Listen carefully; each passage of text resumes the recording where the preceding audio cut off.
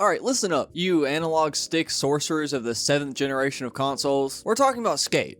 Not Tony Hawk, not Ollie Ollie Pop 900 Mega Grind Remix HD Remastered. Nah, the year is 2007, and the world of skateboarding games is getting kinda stale. Then, EA Black Box looked around and went, what if we make a game where you actually have to feel the trick? And so they created the Flick It system, aka let's destroy your thumb tendon in the name of realism. You didn't just press buttons to land tricks. You flicked your stick, pause, like a tiny digital wand, you know what I'm saying? A thumb ballet of pain and pride. Pop shove it, you flick it. Kick flip, you flick it. It's kind of like bop it, except you just keep flicking it. Pause. Accidentally ollie into a moving bus and die in a ragdoll agony? Flick it. It was kind of like magic. You weren't just playing a game. You were performing art.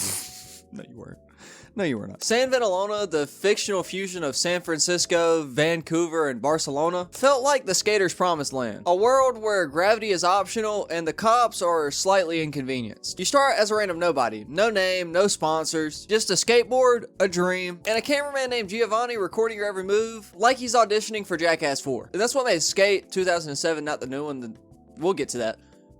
So special. It wasn't about being perfect. It was about style, the flicks, the bails, the rhythm of your thumb movements. It all became second nature. By the time you're chaining grinds through downtown and nailing 360 inward heel flips over buses, you feel like a literal deity. This game didn't hold your hand. It slapped your hand with a deck and yelled, do it again. It taught you pain, patience, and how to break every bone in your body to get a sponsorship from a fake shoe brand. And speaking of breaking bones, let's talk about the Hall of Meat. A system so grotesquely beautiful that it might as well be its own religion at this point. You'd fling yourself off skyscrapers just to hear the crunch and to see that glorious x-ray animation. You laughing hysterically as your skater's probably questioning his life choices because he's laying lifeless in a ragdoll state, you know, while he slides into fucking traffic.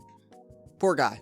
Poor guy. He deserves it though. Because that was the soul of Skate 2007. Again, fuck this new one. It's chaos, freedom, pain, and personality rolled into one big beautiful flick. Welcome to the church of broken wrist and bad ideas. Welcome to Skate. The year is 2008, and EA's feeling bold. They look at the Nintendo Wii and go, hey, what if we made people physically mime skateboarding with a plastic rectangle? Enter Skate It. This is the awkward cousin of the family. The one who insists on showing you their cool trick on the Wii balance board before falling face first. The premise? An earthquake hits San Venelona. Everything is destroyed. Skaters are now roaming the ruins like post-apocalyptic fucking survivors. I cannot pronounce that word. Jesus Christ. I'm done. I'm not doing it again. Imagine Mad Max, but everyone's wearing Vans and arguing about grip tape. You're not just skating, you're surviving. Grinding through wreckage, dodging debris, ollieing over the remnants of capitalism. But the real insanity here was the motion controls. The Wii, DS, and even the iOS versions. Yeah, no need for sticks. Just move your hands like an idiot. You'd flick your Wiimote like you're performing dark rituals, hoping the game would interpret your gesture as a kickflip and not just jump awkwardly, then explode. And somehow, it kinda worked. There was this weird vibe to Skate It. Almost lonely. The city was broken, quiet. You'd skate through empty streets, through cracked highways, like a ghost of the old San Venelona. Kind of like a love letter to what came before. You eventually leave the ruins and head to real world spots, Europe, China, Brazil, because apparently the apocalypse had a world tour. And through it all, the Flick It spirit lives on, even if it's censored through plastic motion sensors. It was imperfect, it was janky, but damn it, it has soul. Skate It was the series reminding you that even if the world crumbles, you can still manual through the ashes. And we love that. Alright, San Venelona is gone. Now we're living in New San Venelona, rebuilt by Mongo Corp, a mega corporation so evil they made skateboarding illegal. And the second you boot up Skate 2, you feel it. The raw punk energy, the skate or die trying attitude. But now with cops on your ass. You start the game fresh out of jail, literally. This dude served time for skateboarding. Imagine that mugshot. Charges, excessive steez. Mongo Corp plastered the city with ads, turned spots into skate-proof hellscapes, and hired guards to beat you with tasers if you even looked at a handrail funny. But that's what made it perfect. Skateboarding was rebellion again. Every kickflip was a middle finger to corporate control. Every bail a protest anthem. And Skate 2 turned that defiance into pure gameplay gold. You could move objects now, trash cans, ramps, dumpsters. You became your own urban architect, turning sterile plazas into skate parks of chaos. And the Hall of Meat returned. Gory, nastier, louder. The story, raw, simple, and perfect. You film, you grind, you make a name again. But this time it's about sticking it to the system. You weren't just a skater, you were a freedom fighter with a board. And in the background, that EA black box swagger was back in full swing. Cynical humor, grimy energy, and that grainy camera aesthetic that made it feel like you were watching a VHS mixtape from a friend who filmed in a parking lot garage. Skate 2 is where the series matured. It became rebellion wrapped in realism. Punk coated in pixels. It wasn't just a sequel. It was a manifesto. Alright, let's get this straight. Skate 3 wasn't just a sequel, or whatever you would call the third thing in a thing, I don't fucking know, fuck you. It was a religious experience for me, but one that replaced communion wine with Mountain Dew and gave you a concussion as the body of Christ. 2010, the year of irony, dubstep, and kids saying YOLO before trying to bomb a hill on a Walmart longboard. And then Skate 3 dropped. Now, this game wasn't one about rebellion or survival. It was about capitalism. It was about building a skate empire. It was about selling boards. You go from jailbird punk to full-blown business mogul. You're out here building brands, creating teams, filming viral clips. You're basically Mr. Beast on wheels. The city of Port Carverton was a complete 180 from the grimy, oppressive vibe of new San Vanalona. Clean, bright, colorful. Looked like somebody put Tony Hawk's Pro Skater into a city planning simulator. And unlike Mongo Corp's fascist playground, Port Carverton loved skaters. There were skate parks everywhere. There were ramps in the parks, rails in the streets, stairs that screamed, please destroy your ankles here. But don't get it twisted. Skate 3 wasn't just a peaceful utopia. It was pure chaotic nonsense. Your goal, sell 1 million boards. How? By doing crimes with style. By recruiting other skaters, each more unhinged than the last, and filming the most unreasonably dangerous stunts that you could imagine, kind of like you were, again, trying out for Jackass. This was the game that embraced its own insanity. You could drop custom skate parks like a maniacal god, launch NPCs into orbit, and then film it like it's the Zapruder tape. And let's not forget, the Skate 3 physics engine deserves a PhD in black magic. This thing didn't obey any of the laws of nature. You'd tap a curb and suddenly your skater's body would ascend into the atmosphere like an exorcism gone wrong. People made entire YouTube compilations of just bails, literally got millions of views. The game encouraged you to fail. And the more you failed, the funnier it got, unless you were going for a trick. Then it kind of got fucking annoying. But it's just like real life. And that's where the cult started, the Skate 3 cult. A generation of kids who didn't even know how to manual properly, but knew how to fling their body through a window for the perfect ragdoll clip. And then there's the voice cast. Danny Wade, Terry Kennedy, Rob Dyrdek, pre-ridiculousness overdose. Legends, icons, men who have broken more bones than there are words in this script. But it wasn't just the gameplay. It was the community. People created absurd skate parks that defied physics. Entire maps built just for suffering, launch ramps to nowhere, giant death pits, endless staircases, and then came the Skate 3 memes. Coach Frank, the overly aggressive tutorial man, voiced by Jason Lee, who was a skater before he became an actor. The dude taught you how to ollie while sounding like he was going through a divorce. Pop, push, and remember, pain is temporary. Sponsorships are forever. And of course, Skate 3 was funny on purpose. The devs leaned into the absurdity. The camera shake, the ragdoll screams, the announcers losing their minds mid-trick. It became the ultimate chaotic sandbox for creativity. No story, no rules, just vibes and trauma. And for many of us, including me, that's where the nostalgia locked in. The late nights, the dumb clips, the online co-op sessions, or even local co-op sessions with family, where you would spend like 45 minutes building a ramp that kills your friend instantly. It wasn't about winning, it was about laughing until you forgot your bones existed. And just like that, Skate 3 became a legend. Not because it was polished or perfect, because it was far from it, but because it was real. It captured the chaos, the stupidity, and the overall beauty of skating. It was raw digital freedom. A physics engine held together by duct tape and divine intervention, and then silence. No sequels, no spin-offs. EA packed up shop. Skate 3 was the last of its kind. For over a decade, it just sat there in our collective memory. And all the while, we kept asking, where the fuck is Skate 4 at? The years are 2011 to 2020. The gaming world has changed. Tony Hawk went through his midlife crisis. Ubisoft tried to make skating social. And EA was out here selling loot boxes instead of love. And skate fans, we were kind of just lost souls. Roaming the earth, flicking our thumbs aimlessly, whispering, Hall of Meat, like it's a prayer. You had people still playing Skate 3 like a full decade later, modding it, streaming it, speedrunning glitches that sent you to another dimension. The community never really died. Every time EA posted something unrelated, the replies were filled with, where's Skate 4? Skate 4 when? I would sell my kidney and spine for Skate 4. EA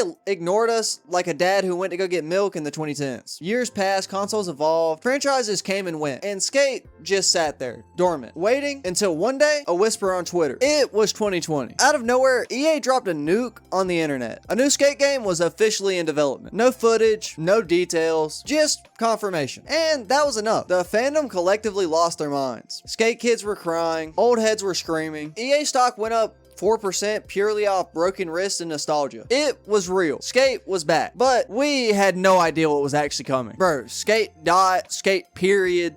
It's fucking Skate 4. Fuck what they say. Lowercase like a brand new SoundCloud rapper, or just a password you forgot to capitalize. After over a decade of silence, EA walks in like, hey guys, you remember that franchise you loved? We brought it back, and it's free. Cue every fan immediately clutching their wallets like hostages. Because here's the thing, whenever EA says free, what they really mean is, we'll charge you for happiness. But let's rewind a little bit. Let's give credit where credit is due. EA forms full circle. A brand new studio based out of what the fuck does that say? Burnaby? Based out of Burnaby, British Columbia. You got Daniel McCulloch at the helm, backed by Darren Chung and Cuz Perry, the mad geniuses who created the original Skate trilogy. The legends return, the kings of broken bones and busted analog sticks, and they're like, we're not rebooting it, we're not remaking it, we're rebuilding it from the trucks up. The setting, a completely new city, San Vansterdam. Shitty ass name. To be fair, all the names have been pretty bad. Yeah, you heard that right. San Venellona's weirder cousin that studied abroad once and won't shut the fuck up about it. It's sleek, it's massive, it's vertical. Every building is designed like it was designed for not skaters, but skydivers on Adderall. You do have half pipes and plazas, rail lines that go on for miles, and drop spots that look like OSHA violations waiting to happen. The gameplay is the classic flick it controls. The physics feel familiar. Loose, tactile, chaotic, kind of like Skate 3, but with 2025 level fidelity and shitty ass characters. You feel every slam, and then they said the magic word: cross-platform, PC and Mac, mobile support. That's right, for the first time in Skate history, the game isn't just locked to consoles. You can literally eat pavement anywhere. On your phone, on your laptop, on your Steam Deck while you're waiting in line at the DMV. But then came the question, so why the fuck is it free? We all know why it's free. And EA just smiled at us. That sinister corporate grin that could sell you air and charge you for breathing it. Because yes, Skate dot, Skate period, Skate fucking 4 is a free-to-play live service game with microtransactions, season passes, cosmetic drops. You name it, it's fucking here. Why? For what reason? You want to wear a Thrasher hoodie? Here, pay $5 to $10 for it. You want a new board design? Pay $7 for it. Now, I will say you can unlock free shit, but none of the free shit, some of the free shit's cool, but none of the free shit's almost is at all as cool as any of the shit you can buy. You want to not look like a half-melted mannequin? Buddy, that's a premium bundle. Why do we look like aliens? Well, we look like Sims characters, deadass. They just took the Sims customization and put it in this fucking game. That feels like that's all they did. It's insane. It looks nothing like, oh, never mind. I'm not, like, what happened? Who decided skaters should look like gray wax sculptures that escaped from a haunted museum? These characters look like they were rendered in a fever dream. It honestly looks like EA used AI to generate youths and accidentally summoned something from another fucking plane of existence. Like, what are these things? And the community? Oh, we fucking noticed. Twitter went ballistic. YouTubers uploaded 10-minute rants with titles like, Skate 4 is already dead. And here's the thing, despite all that, like I said, the gameplay of it is pretty good. Like, it feels decent. Like, it's not bad. The city is massive, and it has some good spots. It has nice spots if you want to do techie shit, and it has good spots if you want to do, like, the outrageous shit that people have always been able to do in Skate. People that say that's not always been in Skate, by the way, are lying. I don't think they've ever played a Skate game before this. Yeah, everything feels relatively the same, which I've always been bad at these games, so take mine with a grain of salt. It could feel exactly the same and I could just be rusty. It's like full circle built this game with love, and then EA came in and sprinkled a whole lot of capitalism on top like moldy parmesan. There's certainly poetry to it. By the way, by the gameplay being decent, I don't mean the fact that we don't have everything that we need in the game. We don't have 90% of tricks. We can't even do a dark slide. Anyways, there's certainly poetry to it.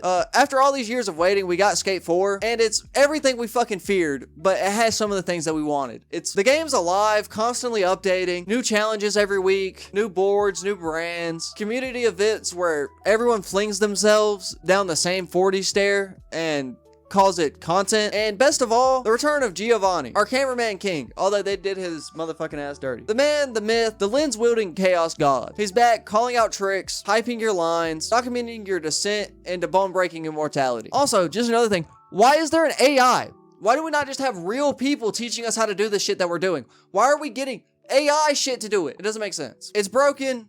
and kind of not really brilliant at all. It's fucking just broken. It's ass. It's ass. A Frankenstein's monster stitched together with DLC receipts. But when you do land the perfect line, when you flick the analog stick just right and you do the trick you've been trying, it does feel nice. It does feel good. That part of it, it feels nice to do. The soul of the game feels like it got fucking destroyed though. Like genuinely. It has no soul to it. It's insane. What were they thinking? Like genuinely, what was the idea behind this? Skate has always been about freedom, about expression, about crashing 47 times for that one moment of magic. And somehow, even through corporate meddling, through a decade of silence, through horrifying alien avatars, that spirit, it didn't really survive. It's still fucking, it's gone, bro. It's gone. September 16th, 2025. Early access goes live. Players flood the servers. San Amsterdam fills with chaos. Bodies flying, boards flipping, bugs galore. It's honestly kind of beautiful because it's a new skate game. We hadn't had it in forever. It's not perfect, nowhere near, but it is alive. It has potential. And as the dust settles, as your character limps away from yet another fucking fall that he should have died from, you realize, yeah, this is skate. At least kinda. Not really. It's not there yet. It has potential though, I believe. I hope, bro. I hope they said they're gonna listen to the fans and they have not once. So that's what scares me. They've said they're gonna listen to the fans and have not once listened to the fans this entire time. What the fuck is going on? Alright. Let's be real. The Skate franchise honestly shouldn't have survived. 3 console generations, 1 corporate ice age, a decade of memes, hope, and win Skate 4. And yet, here we are, still arguing about foot placement on a digital board, still breaking our virtual femurs in the Hall of Meat, except the Hall of Meat doesn't exist either. Why? Still saying the Skate just feels different. Skate celebrated pain. It made every fall, every wobble, every botch kickflip feel real. You didn't just play Skate, you had to learn it. Every analog flick was a lesson. Every slam was tuition. And when you finally landed something clean, it wasn't just skill, it was emotion. That's what made the flicking system so good. It wasn't buttons, it wasn't combos, it was feel, it was rhythm. It was you, the sticks, and physics in perfect harmony or total chaos. And that's why people never stop talking about it. For 10 years, Skate 3 was resurrected by memes, streamers, and nostalgia. It lived on through glitch compilations and YouTubers screaming while punching NPCs into orbit. People modded it, rebuilt it, relived it. The fans refused to let it die. Even when EA clearly tried to bury it under FIFA points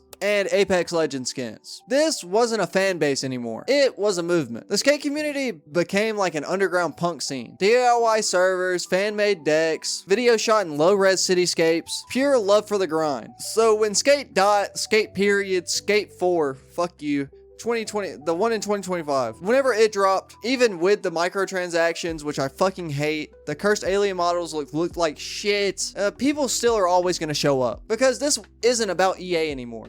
This is about the culture of skate. Skateboarding has always been anti-establishment. It's about rebellion, expression, and looking at a flight of stairs saying, yeah, I could probably do that without dying, and then dying. And Skate, the game, embodies that. It's messy, unpredictable, and absolutely glitchy as hell. But it's authentic, or it was.